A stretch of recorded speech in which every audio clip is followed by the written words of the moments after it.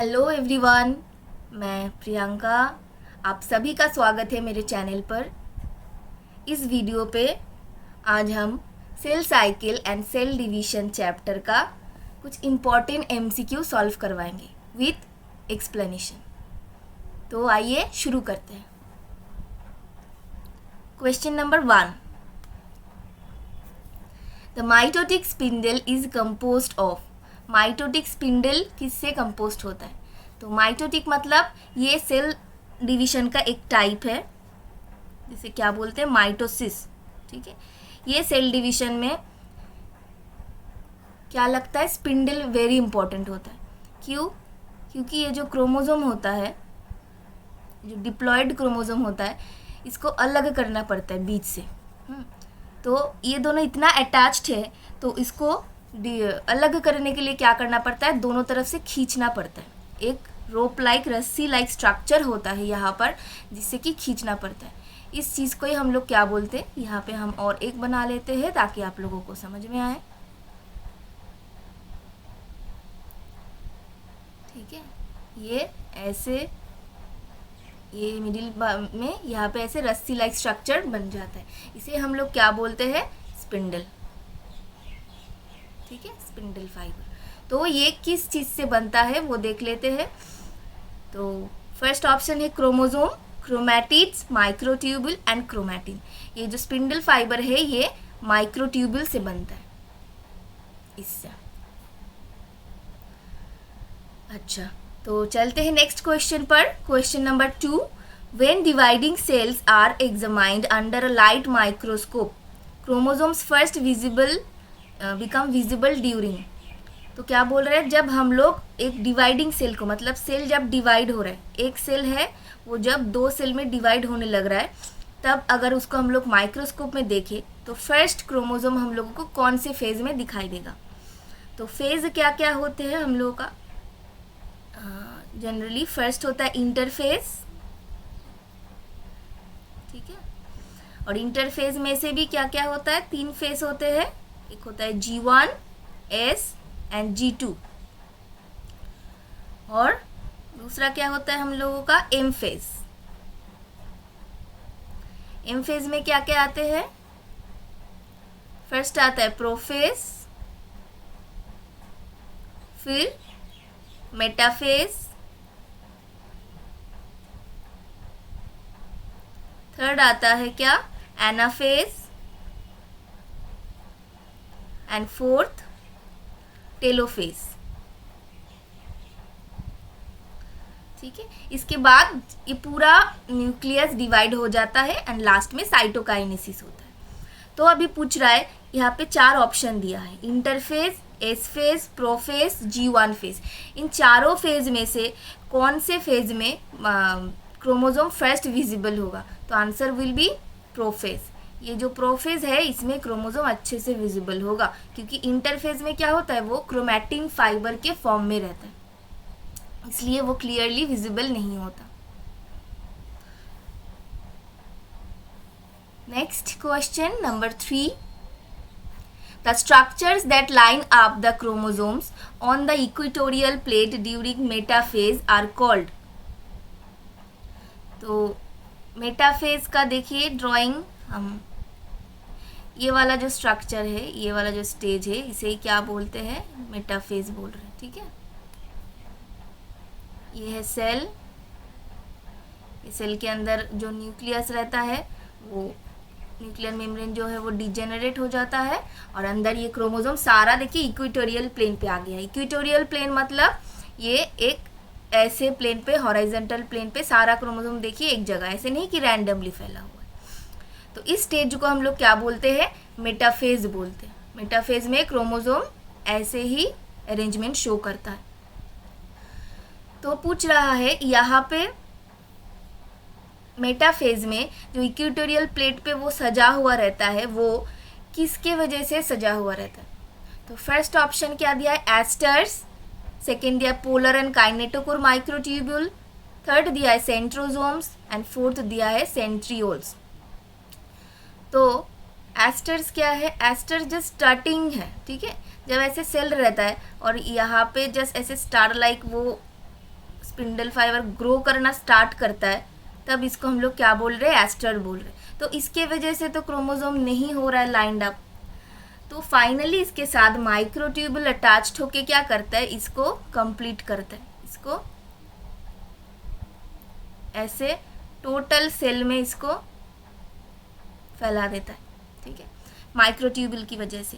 And polar and kinetochore microtubule meaning ये है polar site, ठीक है, ये दोनों है पोलर साइट, यहाँ का माइक्रोट्यूबुल, और काइनेटोकोर मतलब यहाँ जो क्रोमोसोम्स रहते हैं,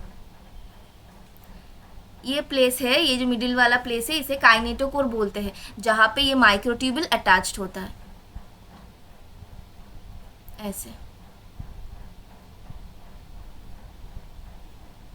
ठीक है। तो काइनेटोकोर और पोलर से जो माइक्रोट्यूबुल आते हैं वो ही क्या करते, इसको एक इक्वेटोरियल प्लेन पे सजा के रखते। सो द आंसर क्या होगा, number B, polar and kinetochore microtubule. अच्छा, next question number 4। In plant cell cytokinesis is accomplished by the formation of. तो प्लांट सेल में बोल रहा है जब साइटोकाइनेसिस होता है किसके वजह से होता है, तो साइटोकाइनेसिस क्या है देख लेते हैं। सोचिए ये एक प्लांट सेल है, ठीक है, तो उसके अंदर पहले क्या हो गया, यहाँ पे न्यूक्लियर डिवीजन हो गया, जैसे ये चारों फेज हो गया, इंटरफेज, एम फेज, इसमें ये चारों फेज, इसमें ये 3 फेज हो गया, उसके बाद न्यूक्लियर डिवीजन कंप्लीट हो जाता है, मतलब एक न्यूक्लियस से ऐसे 2 न्यूक्लियस बन चुका है कंप्लीटली, ठीक है। बट सेल देखिए अभी भी इंटैक्ट है, मतलब एक सेल के अंदर 2 न्यूक्लियस। अभी सेल को बीच से डिवाइड करने के लिए क्या होता है, प्लांट सेल में यहाँ पे कुछ मटेरियल जो गोल्गी वेसिकल्स और फिर आपका उसके साथ सेलुलोज, पेक्टिन, ये सब जो मटेरियल है यहाँ पे जमा होना स्टार्ट करता है और धीरे धीरे इसको और ज़्यादा रिजिड बनाता है, और फिर बीच में ये सेल देखिए पूरा डिवाइड हो जाता है और अल्टीमेटली 2 सेल यहाँ पे बन जाता है एक सेल से। तो ये जो चीज़ है इसको हम लोग क्या बोलते हैं, cell plate. In case of plant cell, plant cell के क्षेत्र में हम लोग इसको सेल प्लेट बोलते हैं। तो आंसर क्या हो जाएगा हम लोगों का, सेल प्लेट, ये वाला।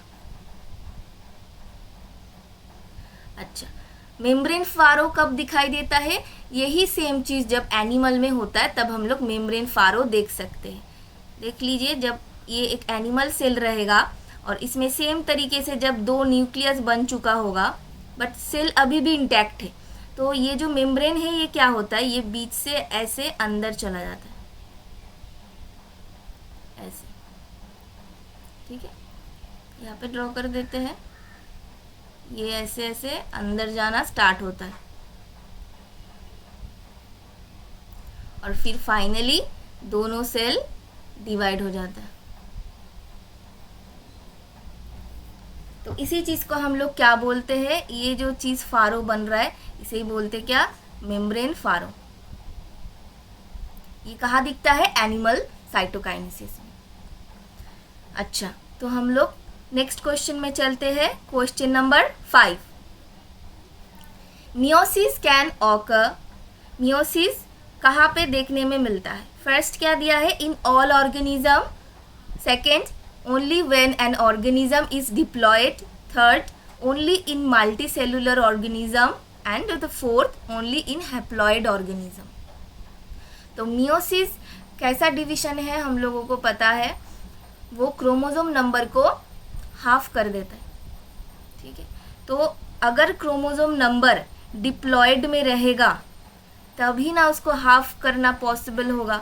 अगर वो ऑलरेडी हैप्लॉयड में है ही, अगर वो ऑलरेडी हाफ नंबर है तो उसको उसमें मियोसिस हम लोग कभी नहीं दे सकते।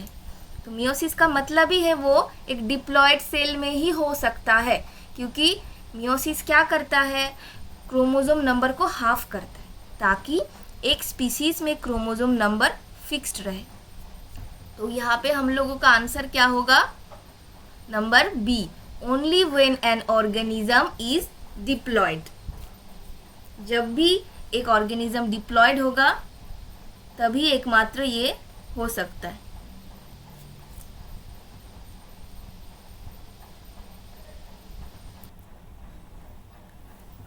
चलते हैं नेक्स्ट क्वेश्चन पर। Question number 6, which of the following phase of cell cycle is not a part of interphase. अभी पूछ रहा है कौन सा फेज इंटरफेज का पार्ट नहीं है। तो इंटरफेज का पार्ट क्या क्या होता है, हम लोग को पता है इंटरफेस के अंदर तीनों सब फेज होता है। एक होता है G1, नेक्स्ट होता है S फेज एंड थर्ड होता है G2 फेज। तो देखिए इसमें से G1 S G2 इसको छोड़कर क्या बच रहा है, M फेज। तो ये इंटरफेज का पार्ट नहीं होता है। Next question, question number 7, A cell that is post reproductive will remain in।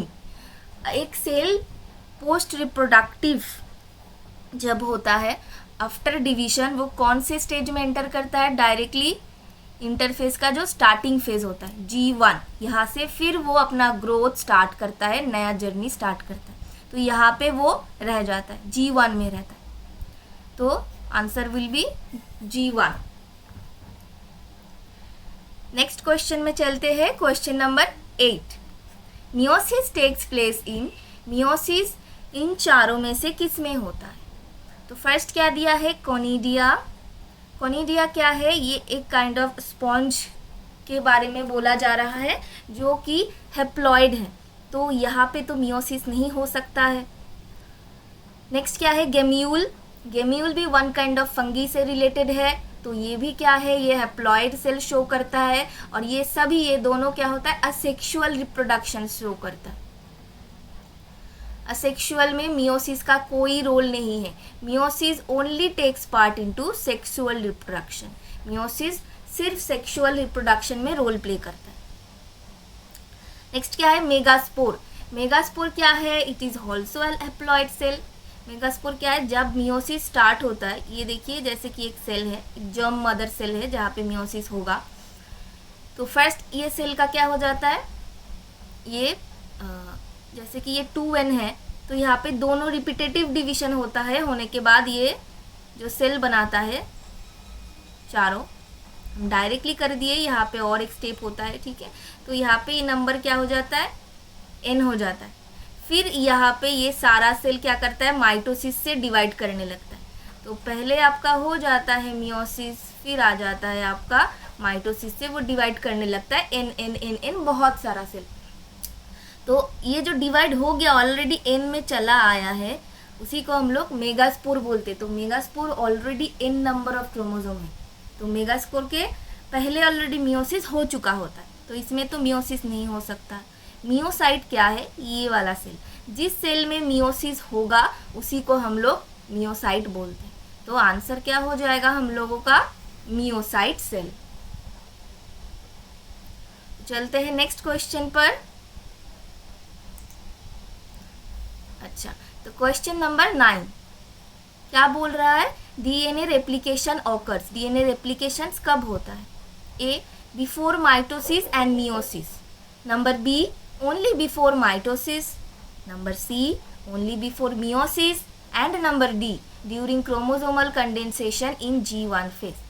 तो इंटरफेज में जो तीनों फेज होता है G1, S एंड G2, हम लोगों को पता है ये S फेज में क्या होता है, डीएनए रेप्लिकेशन होता है, ठीक है। तो इसमें डीएनए रेप्लिकेशन हो चुका होता है, तो G2 में होने का तो कोई चांस ही नहीं है।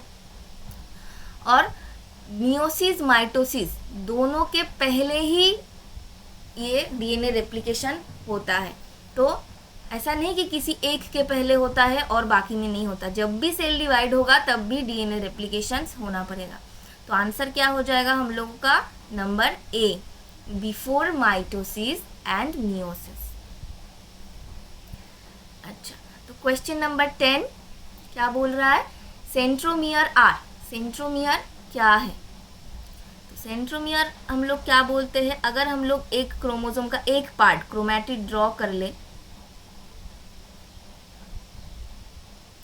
ठीक है, ये क्रोमैटिड ड्रॉ कर ले, तो यहाँ पे जो कंस्ट्रिक्टेड जो रीजियन है जो अंदर की तरफ चला गया, ये वाला पार्ट को हम लोग क्या बोलते हैं, सेंट्रोमियर बोलते हैं,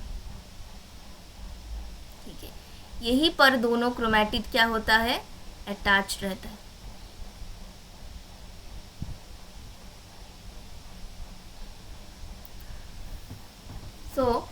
देख लेते हैं क्या क्या ऑप्शन दिया है। Constricted regions of chromosomes, regions where microtubule polymerize, part of cilia, the central part of the same cell. तो आंसर क्या हो गया, कंस्ट्रिक्टेड रीजियंस ऑफ क्रोमोसोम, ये वाला। ठीक है,